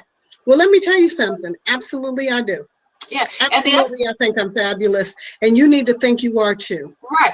And you know, Candy, that made me think about when my children were young and I was raising my children. I have a son and a daughter. My daughter's 37, my son's 32. And I remember telling them all the time, it's not what you say, but how you say it. So, you know, it's important to let our voices be heard and to say what you need to say, but there's also an art sometimes. You know, sometimes you have to understand the art of conversation, the art of, you know, how you get your message across. Because sometimes, like, I've even had people later, and, you know, like, I'll talk to someone and everything, they'll come back later and they'll say, oh, Wendy, did you just slap me with kindness? Like, but you slapped me? You know, so sometimes you got to get your point across, but it's how, because if you don't do it right or say it right, sometimes the message will not be heard. And so, you know, there's just different skill sets that we can teach one another in order to make sure that the right point is received. Right. And then on top of that, if someone isn't graceful, then to pull them aside, have that conversation with them. And when someone brings something to you, receive it. Yes. Because you never know how you might be able to take that information and just improve whatever it is that you're doing. Always grow. Always grow. So we have 5 minutes left. I want to ask one question that has come through, and then I'd like both of you to give us some suggestions and some next steps, if you will. So the question is from Gia Ali. How do you balance being a protective parent and trusting educators and their expertise in supporting your children? If you could both briefly answer that. Trina, you can start. Yes, thank you, Educator Gia. I would definitely trust you with my babies. I think it has a lot to do with that connection in the beginning, right? Like Candy said, every school year they get a letter from me and an email from me. And it not only says like, this is who my child is, this is the way that he learns, this is where he struggles, this is how, if you need to correct him, you know, I give them very clear, like, this is who he is. And then I also say, and this is who I am. And here's what I offer you. I can be in your class once a week and volunteer for an hour. I can come and help with your curriculum development around Black History Month or Women's History Month. So I think it is about building trusting relationships. I think we have to really go back to schools as places of community, right? Parents have a role and a voice, and it's not to only, it's not actually to correct teachers, it's to be in relationship and partnership. I see teachers as co-parents because you are with my child 6 to 8 hours a day. And so you are, you know, you are the nurturer on campus and I'm the nurturer at home. And so I think when we can shift back the role of teachers to not only be educating our children's minds, but also educating their spirit, their heart, their esteem, right? I think about education as not only just about the mind, it's also about, you know, speaking life into our children. So I really do rely on educators. You know, I rely on educators because I'm trusting my most precious, my precious jewel in your classroom every day. Yes, that is true. They are our jewels. Wendy, briefly, if you can answer that same question. Yeah, I'll just real briefly, I think she touched on it really well, is I'll say just be present. And this is going to sound funny, but get off your phone.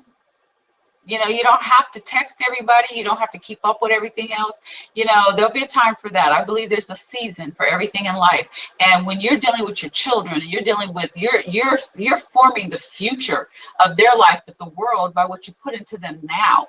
And so sometimes you got to get out of your own head, out of your own way, out of your own self. And that's why I say, put your phone down, you know, and put your attention on your child. And when you do that, the people that are around them, like their teachers, like the principals, they're going to notice, they're going to know that they can't misuse, you know, abuse your child. They can't misuse them. They can't walk over them because you're present. So that's the word I would leave, is be present. I so agree. When we're talking to parents, we always tell them, when your child comes to you, put your phone down, put it completely down, and then sit down so that you're on the same level with your child. And then look at them and then tell them, baby, what is it that you want to say?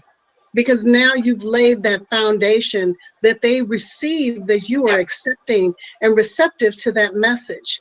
And then also make sure that you fix your face, because if they tell you something that they're upset about and it upsets you and your face changes, as a little person, they don't know that you're not upset with them. Right. They just know that you're upset, and they think that you were probably upset with them. So think about those things. It is so critical. It is an important job raising our children, because once our children have been hurt or damaged, to get them back to whole is difficult. It is not impossible, but it is difficult. So on that, Wendy, and let's start with you. Can you give us something that we could take away, something that someone can do, like right as soon as they leave today? So it's real brief. One of the things I did with both my children their entire life, and we still even do it now when we talk on the phone, and that is before they walked out of the door, wherever they went, I'm a woman of faith. And so I always told them this as a prayer as they walked out the door. Always remember that you are a Christian, a Gladney. That means that don't be shaming our family, and that your mother loves you with all her heart. So my children have never wondered, does my mom, matter of fact, they'll even tell their friends, my mama loves me, I know it, you know. So put that seed into your children, and it'll help carry them. My daughter used to tell me all the time when she moved away and went to college to Spelman that, Mama, I never forgot that when I had my hard days. Wow, that is so important, just to know that they're loved. Man, the number of people who don't know that they're loved is huge. So thank you for that, Wendy. And Trina, tell us one thing that you can give to this world.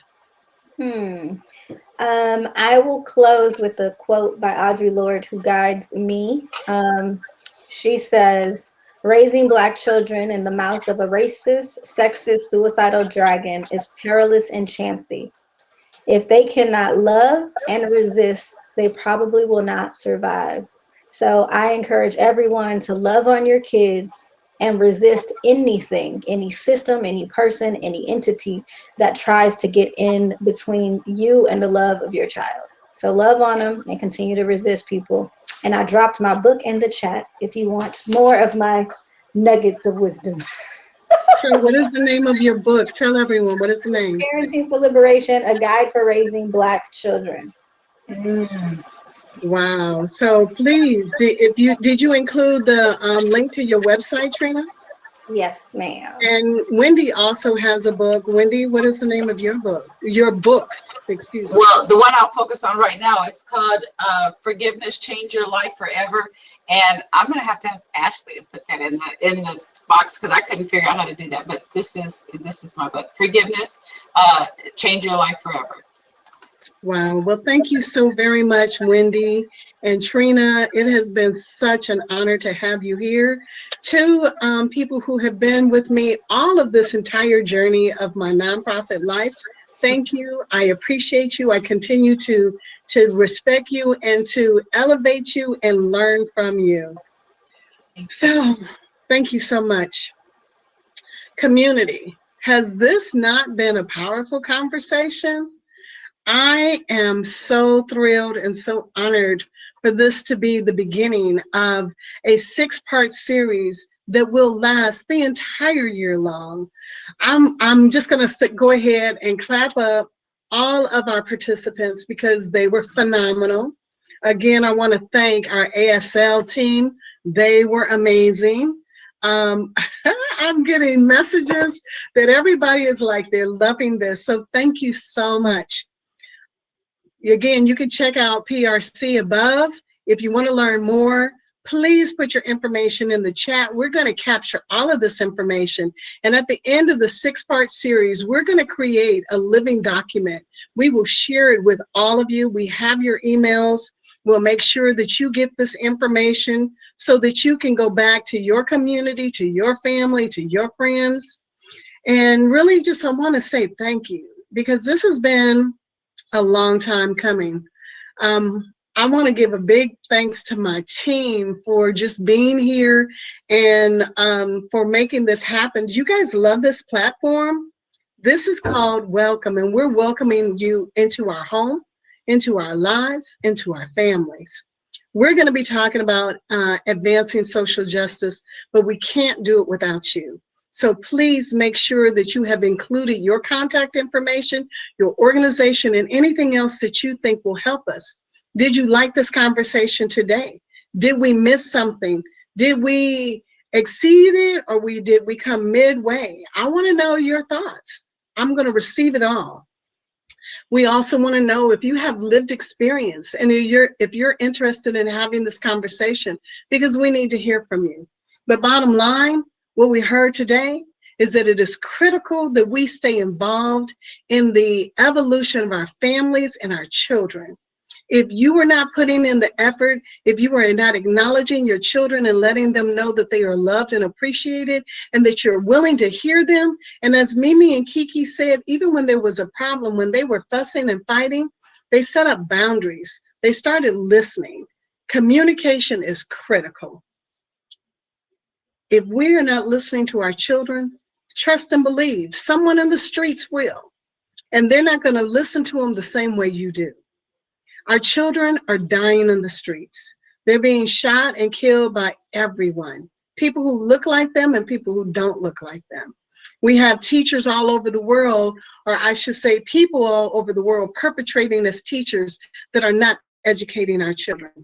We also have parents that are living in their own trauma and are having a difficult time.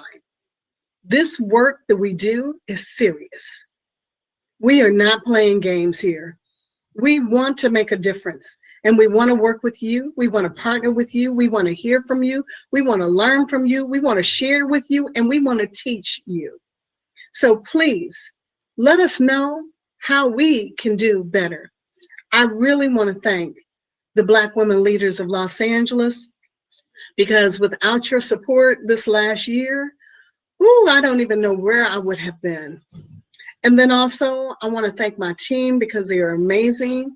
And I can't leave out of here without thanking my wonderful family and my mama, who I love, who has told me all my life that she's loved me, and I told my children that I love them. If you have not told your children today that you love them, please start doing so. Just because you haven't done it before does not mean that you can't start right now. If your children need help, make sure that you do all you can to get them all the help that they need. And if you need help and you don't know where to go, contact me. Contact Positive Results Center, because everyone that you saw here today, they are a friend, they are a partner, they work with us, they are a resource. Resources are necessary and they are essential.